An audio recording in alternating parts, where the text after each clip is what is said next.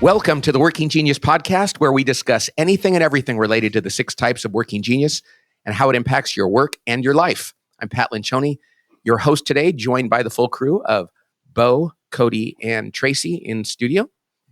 We've got Karen sitting next to me. Matt is out on vacation, so Whitney is filling in, being the guest producer. Cody, what's the topic today? Team map magic. That's right. The team map magic. We were having a conversation before we started about how well do the listeners to this podcast and the followers of Working Genius really understand the team map? And it's such an interesting thing. One of the challenges of Working Genius is that it's 2 very distinct things. First of all, it's a wonderful tool for individual revelation about who we are and what our gifts are, and to change our lives and all of those things in work and in life. But the other one is that it's about teamwork. And we've been in the team business for 27 years. And this is one of the most powerful ways to understand how we can improve our teams quickly. And what we want to talk about today is this tool, the team map, which is so powerful very quickly. When you take the Working Genius, when an entire team does and they print off their team map, you can immediately see opportunities in ways that we would have loved to have done 25 years ago. And that's what we want to talk about today, the power and the magic that comes from using the team map. And that's what we're going to talk about. Yeah, so what I love about this tool, it is a visual, an immediate visual that you can auto-generate. It's totally free when you've taken the Working Genius assessment. With a team, you just say, generate team map. I actually was earlier today going through some previous teams I've worked with to remind myself of their team map. This is an audio recording, and so we're going to be describing something visual and the benefits of being able to have it. And I'll just say this now. In the show notes, we're going to put a blank team map so you can see one. And of course, if you've taken Working Genius with others, you can create a team map. But just very simply, it is 6 boxes that represent each of the 6 working geniuses, where you see on a team everybody's name in green if they have that genius as a working genius, and red if they have it as a working frustration. And for me, it's just this reminder, if I print it off for meetings or if we're thinking about staffing a project, of explaining some of what is happening. So maybe, Pat, I'll throw it back to you and say, when you're with a team and you're thinking about the team map, what's the first thing that you're looking for? Well, I remember 2 years ago I had less than an hour as a favor to do Working Genius with an entire team. And it was a favor I had promised somebody. We had like 50 minutes. And I remember thinking how quick it went because we had the team map. Because as soon as you see, it's just like when you do the Working Genius and you get your report back, you look at it, you just go, oh my gosh, this totally explains. This is why I struggled in these jobs. This is why I succeeded in these jobs. This is why I love this, don't love this. The same thing happens when a team looks at their team map, because they immediately get this glimpse that goes, holy Toledo, there it is right there. Okay. And so I think the most important thing is right away when you look at the team map, you look at all the green and you see all the things where people have geniuses. And like on our team map, almost all of us have discernment as a genius. So you see all these people's name listed under D, discernment is green. And then there was a couple other areas where you see a whole bunch of red. Like in invention on our team, we had like 8 of the 12 people on our team had it as had invention as a working frustration.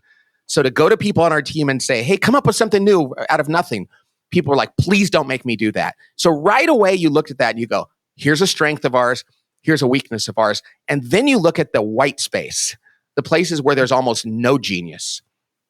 And we had one person on our team that had genius of invention. So immediately, literally in like 2 minutes, we're like, well, there's a problem. Nobody here really likes to do this. Only one person does like to do it. We're probably going to burn that person out if we're not careful. And so it's something that just jumps off the page at you, just looking at the colors and the locations. Yeah, it's my attention span is so limited, as everybody knows.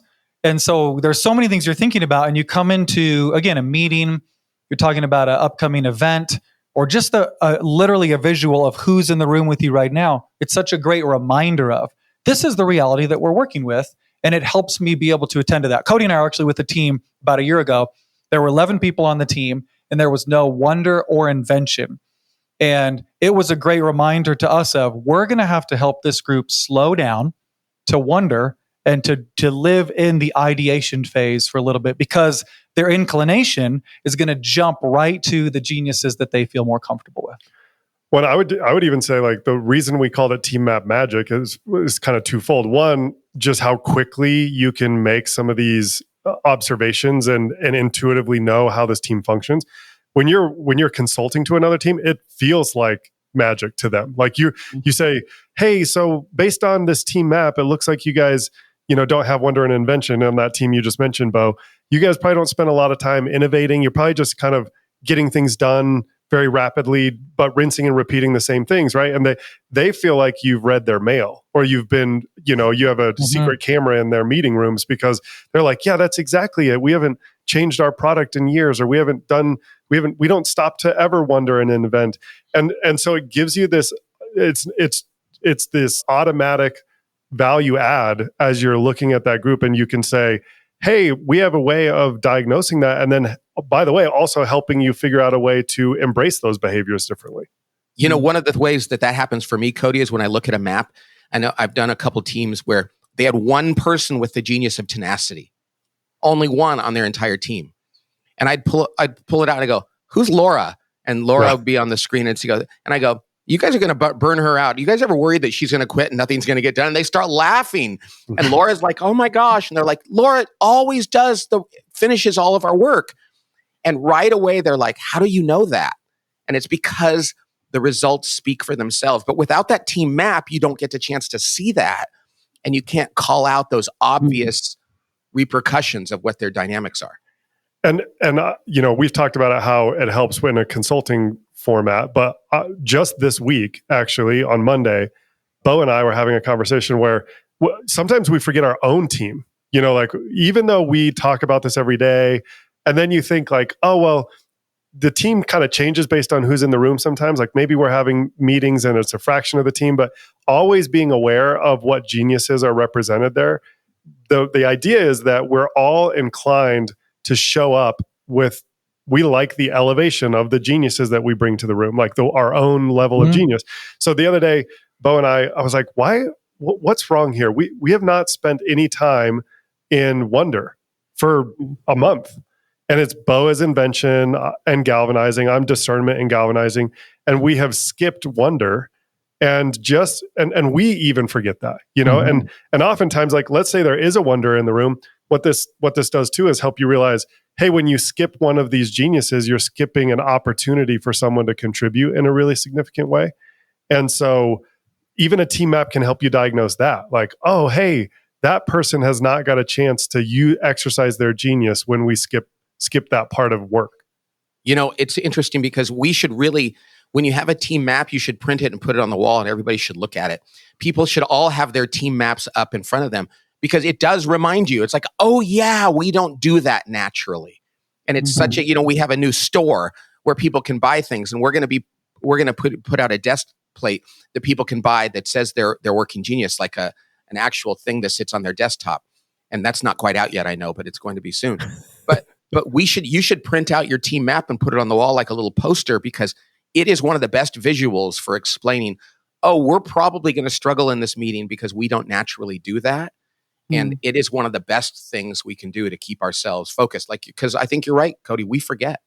So I love the team map. Tracy and I were chatting about this before. It's such a helpful way to diagnose problems that have happened in the past, that you can say, oh, that's why we got stuck there, is we lacked discernment. And so we rushed that product to production. Or, oh, we lacked galvanizing. So we had these good ideas and we weren't able to keep it moving forward and rally people around.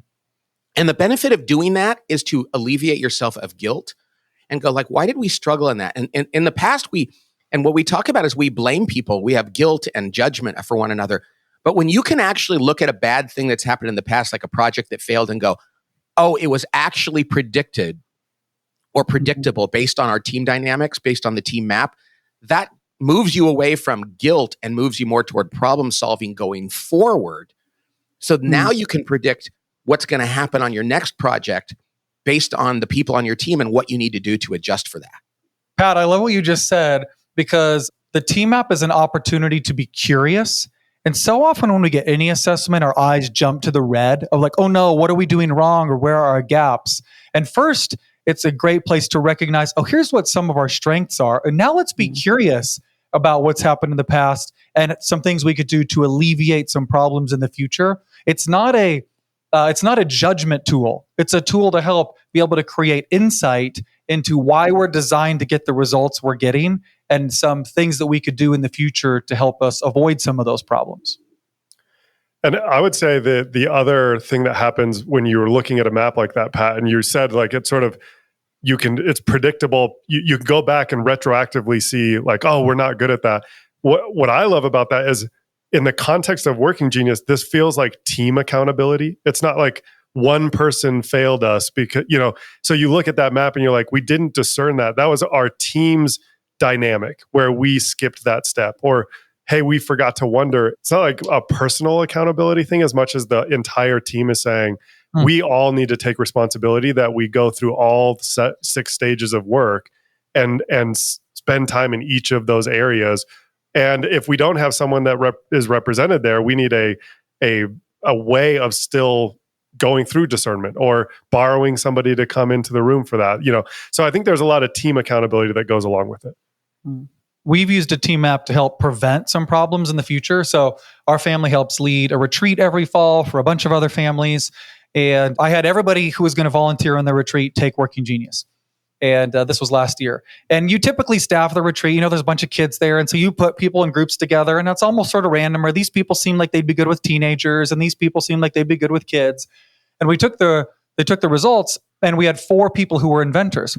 Well, we've learned that there's constantly changes to the changes. The weather's changing. Sometimes you have to keep the kids entertained for longer than normal. And so we just put one inventor on each team, knowing there's going to come a time when they're going to have to come up with a game or have to come up with a plan and need some disruption to be able to help that team keep moving forward. And in those instances, discernment's not as important as invention. Just like get some ideas going and out there. And then sure enough, there was a major weather issue. We were in the mountains, and we were glad we had an inventor on each team. And we had heard all these stories of people making up games and camp songs and things to keep the kids engaged. The word that keeps coming up here is staffing. And that is, and staffing is one of those words that means a lot of different things. It's either hiring, it's about borrowing, it's about organizing. And when you look at your team map, immediate staffing opportunities come to mind. And you're like, oh my gosh, we have a hole on our team. And that doesn't mean we need to go out and hire somebody right away. So many times you look at your team map and you go, well, let's look at that other team map over there. They've got people on their team that have skills that we need. We can borrow them. Or maybe we need to reorganize. I love how Cody has always said since the beginning of Working Genius that Working Genius is going to make job descriptions or job titles a lot less important. And when you look at your team map, you go, I don't care if you're the head lawyer. You're actually better at that than this other person. Let's give you responsibility in this area. And we've seen this happen again and again and again, where teams informally staff their organization differently based on what they see on their team map.